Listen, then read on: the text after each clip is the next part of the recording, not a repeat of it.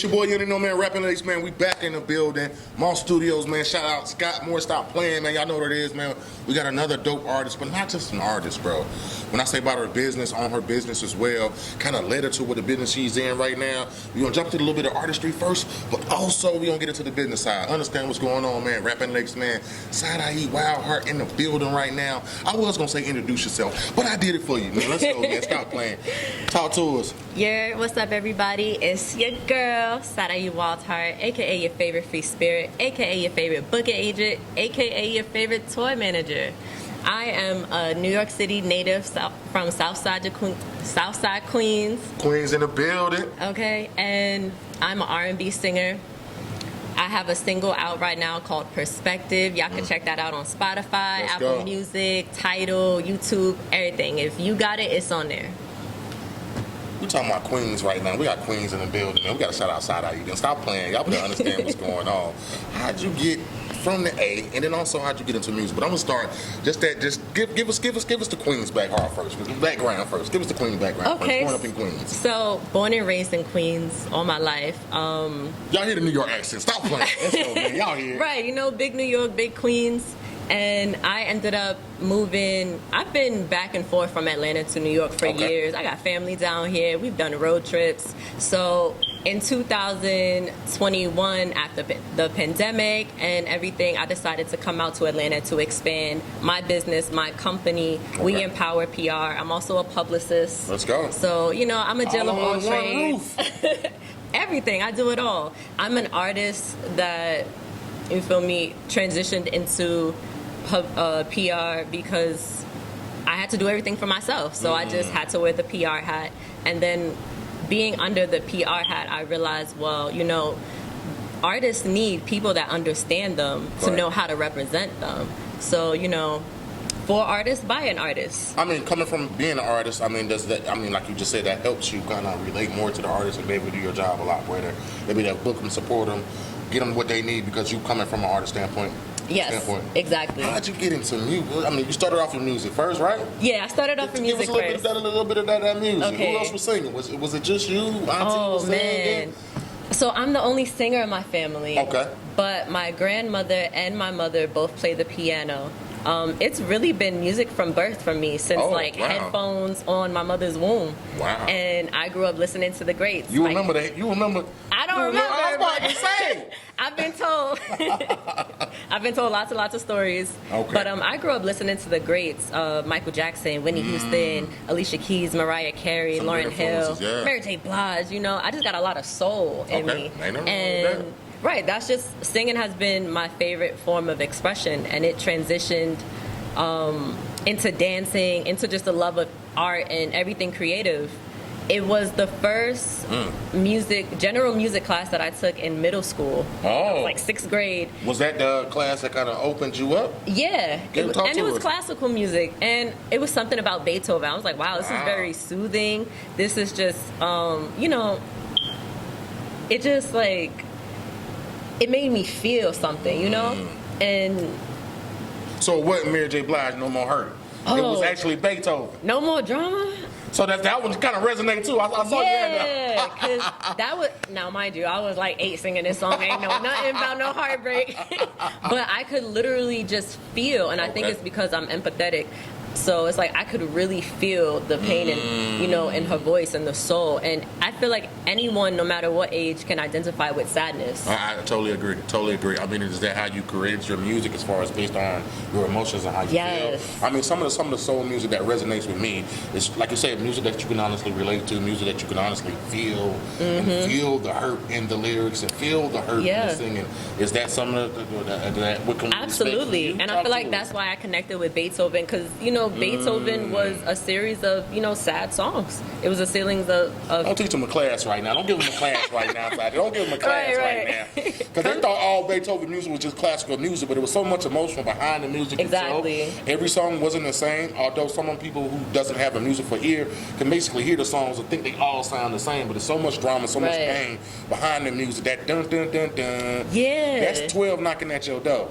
Dun, dun, dun, dun. You understand what I'm saying? So it was passion behind the music that he made, and not everybody can honestly, like I said, pick that up. Obviously, you did. This what you said, middle school, 6th grade class kind of opened you up. First record, first music, first time you just said, you know what, I'm creating my own song. Give us that. So after that, when I went to high school, I realized I wanted to do music. I signed up for a performing arts school. I went to Forest Hills High School.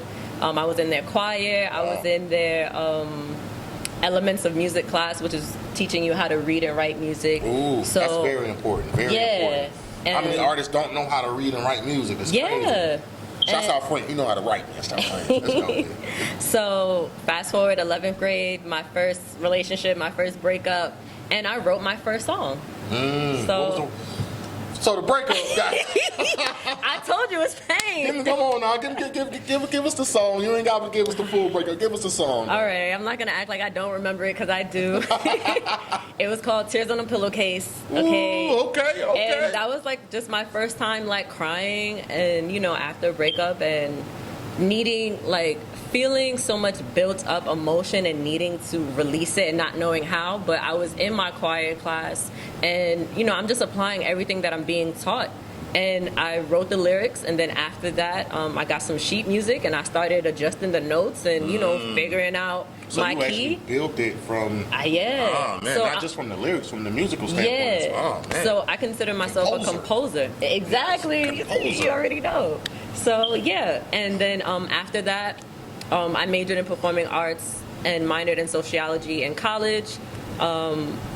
And from there, I just started performing. I started writing. I did my first open mic in 2018 at the Level Up Showcase. Shout out to Harold. He put me on the bill. Okay. And it's been up ever since then. I performed my single Cloud 9. It's not out yet, but it's coming up on my upcoming EP, Ride or Die.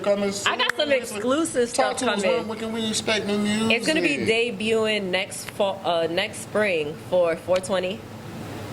You know the vibes.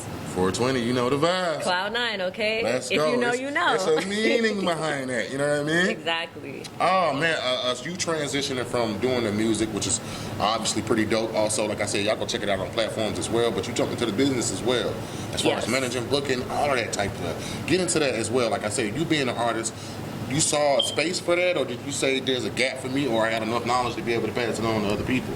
So it started when, so that first year I started performing, I did the showcase July 2018. Okay. By August, I had my first, I did the open mic in July 2018, and then I got my first showcase in August, and then every month I was booked and I was busy and I was doing stuff. And then I was just representing myself really well.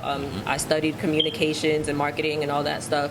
So I had artists start coming to me can you help me get some gigs? Because I see you're always doing stuff. For that whole year from 2018 to 2019, I was at a showcase every month. I was, getting paid off of selling tickets. I had true supporters. Let's go. So it really took off for me. And I started helping people out. At first, I was doing it for the love. And then I realized, hey, people will pay me for this.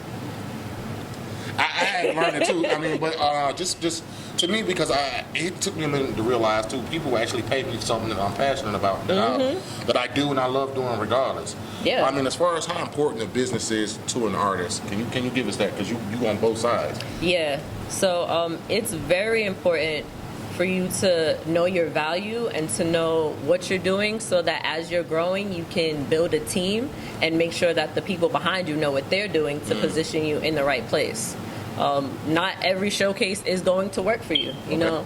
Experimenting around the city, I've been to different types of showcases, and as an R&B singer, I don't want to be at the showcases with the trappers. That's just, Just not your vibe. That's not my vibe. Yeah, I'm sure I can make an impression, but I'm also probably going to have 20 people staring at me like, that was nice, but we want that hype stuff, No, I mean, that's to be honest with you, I've never heard it like that, but it now kind of hits me a little bit, and I just want to add on to it if possible. Yeah. I will say, that does make sense, because I go to a lot of open mic showcases, I go to a lot of showcases and things as well, and sometimes some artists are not in the right showcase, Exactly. not right in the right open mic. So I will say that is something that you independent artists need to look into too. Look at where you going to these open mic. Look at the crowd for these showcases that you're at, because your music might hit crazy over here, but it might not hit crazy over there. That's because you think you was gonna do the same thing in two different demographics, and sometimes that don't work. Right, the reaction is gonna be different. Come on, man, y'all better understand. Do the research on the open mics y'all going to too. Like at the same time too, because if you hippie crowd, you're not gonna do well on Bankhead. You're not. You're not feeling that, big bro. We not. Not at all. And that's when I learned how important it is to find your target audience. And couple jewels for some artists, man. Independent artists just starting off. What's some of the things he need to do to kind of get his business together? First and foremost, master your craft first. Secondly, get comfortable with rejection. Not everybody's gonna like you. You're not gonna be for everybody, but there is an audience for you. You just gotta either cultivate it by starting something new, or just find it by exploring your surroundings. And it might not be in your state, it might be outside your state. You know, this world is so big. Don't just think local, think big. Sound like she got a plan to me. I think I might start rapping again on you niggas back, because I've made a find my manager. I mean, I'm just saying, as far as booking artists, I mean, to be able to, what do you provide to these artists that you can help them out right now? What is the service that you provide? So the first thing I do is I talk to artists, I listen to them. What are your goals? What do you want to do? That way I know where to put you. I listen to the music, I see like where would they do best. We do audits for like their listening streams to see who's listening to you, where are they, you know, what ages are they, and then from there I'll either get you shows in your city if that's, you know, where you are right now. But if you're looking to expand because you've already conquered your city, then all right, now where can you travel to? If you're in California, maybe we could get you to Arizona. Maybe we could get you to Texas. You know, it all depends on you. Sound like those analytics. They matter. Those rap analytics are important. To being able to find your target audience, exactly. Find who really can attract to your music. And a lot of people, as far as artists that I kind of run into, they're good at making the music, they're good at going in the studio, they're good at banging out that hit, but after they got it, they don't know what to do with it. Right. So at that point, you tell them they need to kind of find somebody such as yourself, or rather be able to get the education in themselves and be able to find out where that music needs to go. How do I capitalize off of it? An independent artist with my first hit, my first song, what's the first thing I need to do? First hit, first song. I feel it's a hit. I feel it's a hit. Okay, so you need to test out your song. That means you need to go out performing at different venues, different places, different demographics. See who's really vibing with you.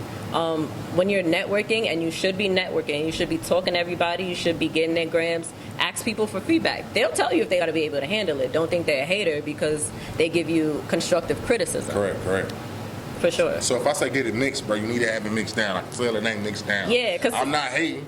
Not at all, because sometimes it's not the, you know, it's not the lyrics, it's not the beat, but it's the production quality, and that's super major, because if it doesn't sound good, we're not going to play it, no matter how good the lyrics are. And game on top of game. If they want to tap in with you, kind of get some of this game, and also just get a console. Can independent artists reach you, get a console, and kind of see where they fit in as far as for sure. Going on? Let them know where they can find you at. So you can find me on IG, Facebook at Sarai Wildheart. That's Sarai Wildheart. You can follow my company, We Empower PR. Let's go. Instagram, Facebook, and currently right now I'm working with More Bookings Agency. I'm a booking agent, talent scout, tour manager. So many hats. Many hats. You feel me? So tap in with us at More Booking Agency on Instagram and Facebook. That's MOR.bookings with an S agency. Can you let them know what you got popping right now? Because I hear y'all on tour. Right now, we are starting off the tour here, our Rolling Loud tour. Let's go. Here in ATL at More Studios, okay, with Rap Analytics, baby.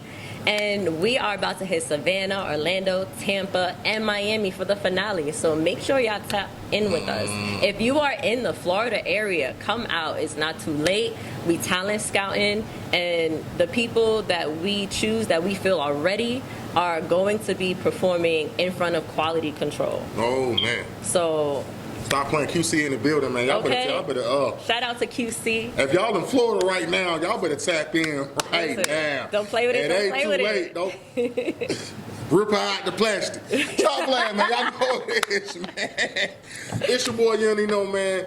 Man, Sarai Wildfire in the building, dope artists. Also, I just want to know where they can find the music at again, because I don't want them to get it distracted. Because we got an artist here in the building too as well. For sure. Where can they find the music at? You could find me on Spotify, Apple Music, YouTube at Sarai Wildheart. That's Sarai Wildheart.